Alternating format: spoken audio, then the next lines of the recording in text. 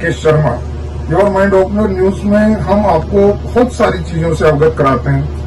आज हम आपको कुछ ऐसी बातचीत बताने जा रहे हैं और कुछ ऐसी बातों पर प्रकाश डालने जा रहे हैं जिनसे कुछ लोग अभी अवगत नहीं है, कुछ लोगों को जिसके बारे में कुछ आइडियाज इतने नहीं है। आज हमारे साथ एक ऐसी शख्सियत है जिनको देवदूत कहा जाए, जिनको फरिश्ता कहा जाए, या जिनको सही मायने में इंसान कहा जाए, और वो अपनी जान की बाजी लगा करके, अपने पूरे परिवार की जान को दांव पे लगा करके भी जिसने समाज की सेवा की, जिसने उन लोगों की सेवा की जिनके अपने नाता तोड़ गए, अपने मुंह मोड़ गए। मैं ऐसी एक शख्सियत शहीद भगत सिंह फाउंडेशन, शहीद भगत सिंह सेवा दल, जो 25 सालों से पब्लिक की सेवा में जुटा हुआ है, उसी के फाउंडर प्रेसिडेंट श्री जितेंद्र सिंह शंटी जी, जिनको इनके सामाजिक कार्यों के लिए, सेवा कार्यों के लिए भारत की सरकार ने, भारत के राष्ट्रपति ने पद्म श्री से नवाजा है। मैं आज उन्हीं ऐसी शख्सियत के साथ आपकी बातचीत करा रहा हूं। शंटी जी, आपका स्वागत है हमारे चैनल में। शंटी जी, बहुत दिन से मैं इस शहीद भगत सिंह सेवा दल से मैं भी जुड़ा हुआ हूं और मुझे बहुत मन था कि मैं कुछ आपसे ऐसी बातचीत शेयर करूं ताकि आम पब्लिक को ये पता लग सके कि किस तरह की परेशानियां कोरोना के सेकंड वेव में आई। फर्स्ट वेव में तो थी ही थी, सेकंड वेव में जो परेशानियां आई और उन परेशानियों से किस तरह से हमने उनको सहा और उनके साथ लड़ाई लड़ी एक हमने, तो उस लड़ाई में बहुत सारे नुकसान हमने देखे, बहुत सारे ऐसी ट्रेजेडीज हमने देखी जो शायद हमने कभी सपनों में भी नहीं सोचा था। कुछ लोगों को हमने इस तरह अपने हाथों में दम तोड़ते हुए देखा, और आपने तो उन लोगों के साथ न केवल रूबरू होके उनकी सेवा की, बल्कि एक ऐसी सेवा को भी अंजाम दिया जिसके बारे में शायद किसी को नहीं पता कि जिसके घर में रोटी नहीं है, जिसके घर में कोई आदमी नहीं है, उसके यहाँ अगर डेथ हो जाती है, उनकी डेड बॉडी को घर से लेकर के क्रिमेशन ग्राउंड तक ले जाना और वहां अपने पास से, अपनी पॉकेट से वहां पैसा खर्च करके उसका क्रिमेशन पूरे विधि विधान के साथ कराना, ये कहना आसान है, इसको करने में कितनी दिक्कतें आई हैं। शंटी जी, आप थोड़ा सा ब्रीफ में हमें बताएं कि क्या क्या मेन परेशानी आती थी उन दिनों। तो कहते हैं कि गिर के भी जो ना संभले वो इंसान नहीं है, और बार बार जो ठोकर खाए फिर भी ना संभले वो भी इंसान नहीं है। बहुत बड़ी ठोकर हमें जो 2020 में लगी, राष्ट्रीय राजधानी दिल्ली जिसके ऊपर फख्र है हमें, लेकिन उस 2020 में लोग इतने परेशान हुए क्योंकि नया नया कोरोना आया तो दहशत बहुत ज्यादा थी। गवर्नमेंट के हॉस्पिटल्स में इतनी जगह नहीं थी, प्राइवेट में जाते थे तो लाखों रुपए का बिल बना देते थे। एक टेरर बहुत था। आनंद फानन ने जब सरकार ने देखा, दिल्ली की सरकार ने, कि हॉस्पिटल में जगह नहीं है, इंतजाम कर नहीं पा रहे हैं, उन्होंने अपना स्टैंड बदल दिया। पहले तो वो कहते थे कि फटाफट कोरोना है तो अस्पताल चले जाओ, लेकिन जब उन्होंने देखा कि हमने तो कह तो दिया, हमारे पास जगह ही नहीं है, अब उन्होंने स्टैंड चेंज कर लिया, घर में रहे, होम आइसोलेशन करें, आप होम आइसोलेटर हो जाए, हो गए जी। लोगों ने फिर मान ली बात, बोले पंछी थे। अब वो घरों में चले तो गए, कोरोना पॉजिटिव होते हैं, ना उनको पड़ोसी पूछे, ना उनको मोहल्ले वाला पूछे, ना उनको प्रशासन पूछे, अब लोग घरों में रहना शुरू हो गए। तो पहली बार की वेव में लोगों ने भी बहुत कुछ सीखा, प्रशासन ने भी बहुत कुछ सीखा। जहां एक तरफ नेगेटिव बातें हम कर रहे हैं, पॉजिटिव भी करूंगा। जब पूरे देश के अंदर लॉकडाउन हो गया, दिल्ली से कई लोग अपने अपने घरों को जाने लगे। उस समय में जब सब कुछ प्रशासनिक तौर पे ठप हो गया, कोलैप्स हो गया, सिस्टम कोलैप्स हो गया, तो यहाँ की जनता ने, यहाँ की एनजीओज ने, समाज सेवियों ने बहुत साथ सड़कों पे आके लोगों को रोटियां खिलाई, लंगर छकाए, मल्लम पट्टी करी, किसी ने पैसे दिए, किसी ने ट्रेन की टिकट ले ली। मुझे याद आ रहा है चंडी जी, एक बार जब वो खाना बनाने वाला लड़का उसको अचानक तबीयत खराब हो गई और लाइन लगी हुई थी, यहीं की बात है, विवेक विहार के पास, झिलमिल के पास, और आप जो है वो आटा लेके और उसकी वो करने लगे, खुद जो है आपने कहा कि लाओ मैं खड़ा हूँ, और उसे देख के फिर 4-5 लोग 10 लोग और आ गए कि नहीं सर जी हम करेंगे सर इसको। उस समय देखिए माहौल में, जैसे मैंने तो वो जो जज्बा पैदा करने वाली बात थी, जैसे हम एनजीओ के लोग कर रहे थे, जब आप जैसे काले कोट वाले भी साथ लग गए जो कानून के रक्षक हैं, उससे भी हमारे को हौसला मिला। चलो जी हमारे साथ तो वकील साहब भी आ गए हैं। लेकिन पहली वेव में धोखा खाने के बाद भी हमने सीखा उससे। जब थोड़ा सा नॉर्मल हुआ, लोगों ने फंक्शन शुरू कर दिया, 500 लोगों की शादियां हो रही थी, करोड़ नंबर बजे थे। मॉल के अंदर जाओ तो कंधे से कंधा लग रहा था, और लोगों को शायद ये लगा भी दोबारा शायद ये मंजर नहीं आएगा, नहीं आएगा। और ऐसा कोई चेतावनी गवर्नमेंट की तरफ से भी नहीं थी। नहीं, बाहर की कंट्रीज को देखे तो बाहर हाँ, वहां पलट रहा था। जब आपको पता था कि और देशों में भी दूसरा दौर आया है, भयानक आया, आपने पहले वाले क्वारंटीन सेंटर बंद तो कर दिए जी। इस 1.25 साल में आपने क्या ऐसा इंतजाम किया कि लोगों को दूसरे वेव में भटकना न पड़े, खता न खानी पड़े? मैं समझा देता हूं। ना इन्होंने हॉस्पिटल बढ़ाए, ना इन्होंने डॉक्टर बढ़ाए, ना इन्होंने क्वारंटीन सेंटर बढ़ाए, ना इन्होंने ऑक्सीजन का प्लांट लगाया, ना इन्होंने कोई एम्बुलेंस बनाई, कोई भी। मुझे तो लगता है बढ़ाने की तो बात और है शेट्टी जी, इन्होंने उसका कोई लेआउट प्लान ही नहीं बनाया, कोई प्लान भी नहीं किया, ऑन पेपर्स भी इन्होंने कोई स्कीम ऐसी तैयार नहीं की। दोनों चीजें मैच कर रही जी, प्लान करते तो सामने हल भी आया जी, सोचा ही नहीं उस बारे में। सोचा ही नहीं उस बारे में। वो उधर इलेक्शन में लग गई सेंट्रल गवर्नमेंट, स्टेट गवर्नमेंट अपने जो है दूसरे कामों में लग गई। देखिए कमाल की बात कि जैसी वेव आई दूसरी दिल्ली के अंदर, लोग भागे हॉस्पिटलों की तरफ। प्राइवेट अस्पतालों ने जो गुंडागर्दी करी है और लैब वालों ने, अभी तक तो मैं कहता था ना कि लैब वालों की बात तो लोग मानते भी थे, लेकिन मैं कल खुश हुआ जब मैंने देखा उत्तराखंड के सीएम ने मैक्स हॉस्पिटल की लैब और लाल पैथला के खिलाफ एफआईआर कराई है। बहुत बढ़िया किया क्यों कराई है?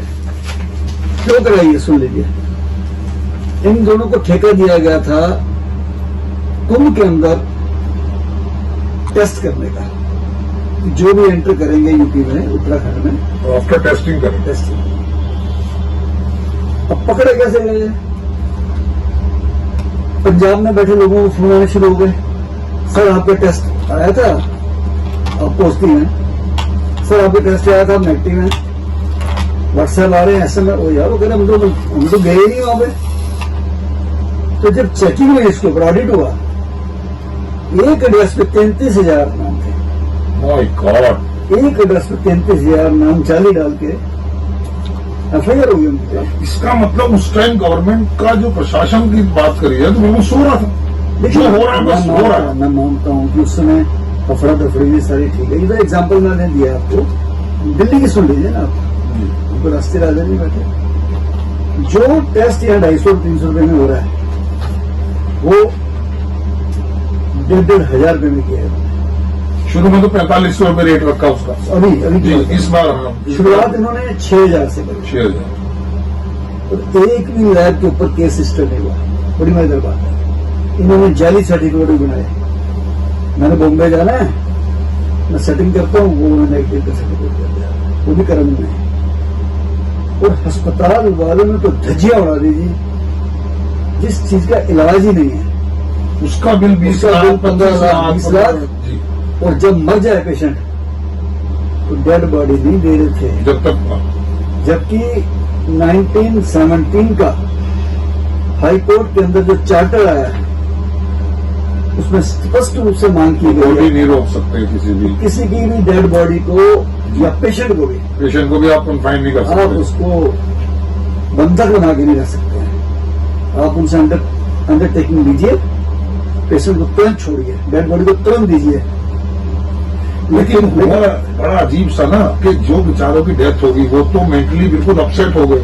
और कुछ लोगों ने जो हमारे यहाँ शिकायत की शहीद भगत सिंह सेवा दल में, मुझे याद है कि हम बालक राम हॉस्पिटल लड़ाई गए, करी, हम फोर्टीज में गए, अपोलो में गए, हम कई हॉस्पिटल्स में गए और हमने वहां जाके हमें लड़ाई बिल्कुल लड़नी पड़ी, हाथापाई तक हमारे साथ करने की हमारे कोशिश को की। मार्शल लगा दिए, वही कह रहा हूं। और लेकिन फिर वो उन्होंने गलती मानी मानी और हमने बॉडियां छुड़ाई, और पेशेंट पैसे भी कम किए, उन्होंने माना कि गलत मिलती है हमने। लेकिन मेरी डिमांड कुछ हो रही थी। जी, एक देश के अंदर दो कानून कैसे हैं? आज राष्ट्रीय राजधानी में दिवाली के ऊपर को मिठाई के साथ मिठाई का डब्बा तोड़ दे, सजा है, फाइन है, जेल है। जेल सजा बिल्कुल है। तो 15-15, 20-20 लाख रुपए लेके पेशेंट को मारने वालों के ऊपर एफआईआर करूं।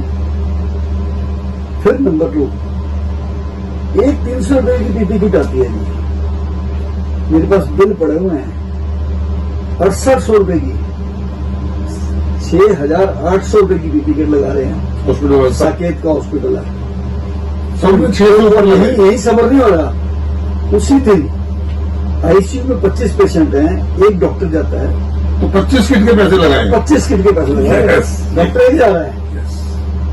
मैंने सबसे वेरीफाई किया, बिल्कुल यही है। 25 होने भी लगा, 68 होने भी लगा। हमने बोले यार गुंडागर्दी की हद हो रही है, आप तो लाशों का व्यापार कर रहे हैं और आपको कोई पूछने वाला नहीं है। ना आप उनको एम्बुलेंस दे रहे हैं घर से लाने के लिए, ना आप उनको घर का डेड बॉडी ले जाने के लिए गाड़ी दे रहे हैं, ना आप उनको किसी प्रकार की भी सुविधा दे रहे हैं। यहाँ तक कि बीमा कंपनियां भी साधन मिल गई इस गुंडागर्दी में। बीमा कंपनी ने क्या किया, जैसे कोविड शुरू हुआ उन्होंने पैकेज दे दिया कि सर 5 लाख रुपए तक का आपका पैकेज है, हमें आप 30,000 रुपये जमा कराइए, 5,000 तक का आपका कोविड का। सारी दुनिया उस समय घबराई हुई थी। एक रिक्शे वाले ने, जो ई रिक्शा चलाता था, उत्तम नगर के रहने वाले, उन्होंने पॉलिसी ले ली, पॉलिसी ले ली, हॉस्पिटल में दाखिल हो गए, कोविड हो गया।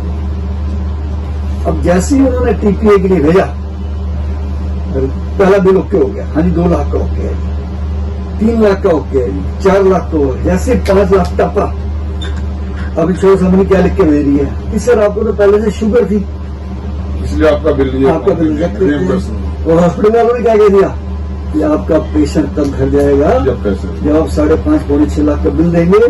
और मुझे कैसे पता लगा, ये वीडियो आई मेरे पास, 2 बहुत ही प्यारी प्यारी बच्चियां 6 साल, 8 साल, 10 साल की होंगी, वो आपस में इकट्ठी बैठी हैं, बोल रही हैं कि अस्पताल वाले ऐसे हाथ जोड़ के, अस्पताल वाले अंकल आपसे हमारी विनती है, हमारे पापा को छोड़ दो, नहीं तो हम फांसी लगा वो दें। वीडियो वायरल भी हुई। वो वीडियो वायरल हो गई। मैंने हॉस्पिटल वालों को चैलेंज किया कि मैं आ रहा हूं पेशेंट को छुड़वाने, और मैं गया और तर्क वितर्क किया हमने, और पेशेंट को छुड़वाया। और उसी इंश्योरेंस कंपनी ने बाद में जब हमने पूरा चला दिया सोशल मीडिया पे, फिर पैसा दिया। उन्होंने हमारे पार्टी को भी पैसा दिया, उन्होंने हॉस्पिटल को भी पैसा दिया। तो ऐसी इंश्योरेंस कंपनी को उनकी मान्यता को भी खत्म करते हैं। इसमें हम शंकर जी ऐसा एक डिमांड नहीं रख सकते हैं गवर्नमेंट से कि गवर्नमेंट के पास अपने डॉक्टर्स हैं, एम्स है और बड़े बड़े सरकारी RML है और सफदरजंग हॉस्पिटल है और गवर्नमेंट हॉस्पिटल है। आप उन्हीं हॉस्पिटल्स के एक्सपर्ट डॉक्टर्स से एक फाइंडिंग ले लो कि कोरोना के टाइम में कोरोना से रिलेटेड कितनी मेडिसिन है और उनकी क्या कॉस्ट मैक्सिमम टू मैक्सिमम हो सकती है। ये जो 25 लाख का बिल, 20 लाख का बिल, 15 लाख का बिल उन दवाइयों के लिए, एक तरफ डॉक्टर्स कहते हैं इसकी कोई बहुत ज्यादा दवाई नहीं है, पैरासीटामोल ले लो, ये ले लो, वो ले लो, या ऑक्सीजन ले लो। क्या 15 दिन में 30 लाख का बिल लेना, 20 लाख का बिल लेना, क्या इसके पीछे कोई इंक्वायरी सेटअप नहीं होना चाहिए? तो कैसी ये मुद्दा ना थोड़ा डिफरेंट मास स्केल पे होगा क्योंकि ये बहुत बड़ा माफिया है। इसमें मैं थोड़ा सा और आपको खोल के बता दूं कि ये इसमें पॉसिबल नहीं हो पाया क्योंकि किसी को ज्यादा नॉलेज नहीं थी कोविड की। आप देखिए जिस इंजेक्शन की लाख रुपए ब्लैक थी आज से 2 महीने पहले, जी आज से डॉक्टर कह रहे हैं इंजेक्शन लगना नहीं इंजेक्शन चाहिए। लगना नहीं चाहिए, इसकी जरूरत नहीं। आप देखिए कितना बड़ा बड़ा स्कैम है, दिस इज स्कैम। नहीं, इसे लापरवाही भी कह सकते हैं। अब दूसरी बात सुनिए ना आप कि बहुत से परिवारों के लोग गलती से भी मरे हैं, गलती उनकी नहीं है, गलती प्रशासन की ये रही कि जब हम कोई चीज दे नहीं पा रहे हैं, समझ लीजिए बात आप, तो लोग अपने आप अरेंज कर रहे हैं, समझ लीजिए। अब जैसे नीला थोथा है, ये तो कई दवाइयां में भी यूज होता है जी, इसका मतलब नहीं है कि इसका मतलब नहीं कि नीला थोथा सारा खा लेंगे आप, लोगों को अवेयरनेस नहीं, पता ही नहीं होता। बहुत सी दवाइयों में अल्कोहल डलता है, इसका मतलब नहीं आप अल्कोहल पी लेंगे। इसी प्रकार लोगों को ऑक्सीजन लगानी नहीं आती थी, नहीं यार, लोग बुढ़े हो गए, उनको मेरे को नहीं आती लगानी। 25 साल से मैं एम्बुलेंस चला रहा हूँ, मैं नहीं हाथ लगाता उसको, क्योंकि जिस व्यक्ति को एक पॉइंट चाहिए उसको एक ही चाहिए, जो उसकी रिक्वायरमेंट कह रही है, हम 3 लगा देंगे। इसमें कहीं ना कहीं गवर्नमेंट का सिस्टम फेलियर हुआ ना, जो मेडिकल सिस्टम दिल्ली की फेलियर हुआ। सरकार, दिल्ली में सरकार को चाहिए, दिल्ली की सरकार को टीवी पे, सोशल मीडिया पे लोगों को ट्रेन करते हैं। इनको अपने जो प्रोपोगेंडा है, अपना एडवर्टाइजमेंट है, अपनी जो बेकार की झूठी बात है, उनसे फुर्सत नहीं थी। भाई आप उनका प्रचार किया आप सरकार ने, बिजली फ्री दे सकते हैं, पानी दे सकते हैं, बस उसी ने कहा हमने बिजली दे दी, ऑक्सीजन को नहीं फ्री दे सकते। ऑक्सीजन नहीं दे सकते, इवन पैसे दे के नहीं दे सकते। मेरा दूसरा क्वेश्चन, पहला तो यही है कि आपने लोगों को ट्रेन नहीं किया, आपने लोगों को सुविधा नहीं दी, पहला क्वेश्चन है मेरा। दूसरा क्वेश्चन जो इससे भी ज्यादा महत्वपूर्ण है, अगर मैं जगह जगह दिल्ली में एम्बुलेंस खड़ी कर दूं, एम्बुलेंस खड़ी करूंगा तो नेचुरल जगह भी घिरेगी, स्टाफ भी लगा, एग्जैक्टली। तो जब बुरा समय आए, मैं बोलूं मेरे को एम्बुलेंस स्टार्ट ही नहीं होगी, मेरे पास तो ड्राइवर ही नहीं है। आपने पूरी दिल्ली के अंदर सड़कों को घेर के, पटरियों को घेर के एक मोहल्ला क्लिनिक बनाया, बताओ किस मोहल्ला क्लिनिक से एक भी वहां पे ट्रीटमेंट हुआ है? नहीं, कोई दवाई बटी हो, कोई ऑक्सीजन बटी हो, कोई दवाई बटी हो, कोई ऑक्सीजन बटी हो, कोई राशन बटा हो, कोई इंजेक्शन बटा हो, तो क्यों इतना गलत किया आपने भी? शंकरी जी, ये यहाँ पे बहुत बड़ा स्कैम है, बहुत बड़ा स्कैम। आपने अरबों रुपए इसको बनाने में लगा दिए, आप करोड़ों अरबों रुपए तनख्वाह दे रहे हैं लोगों को बैठने की, तो काम किस है? ये तो बहुत बड़ी गुंडागर्दी करी ना आपने, आपको कोई पूछने वाला नहीं है, आपको कोई पूछने वाला नहीं है ना, सीधी सी बात है, आपने पैसे का मिसयूज किया है, बहुत बड़ा मिसयूज किया है।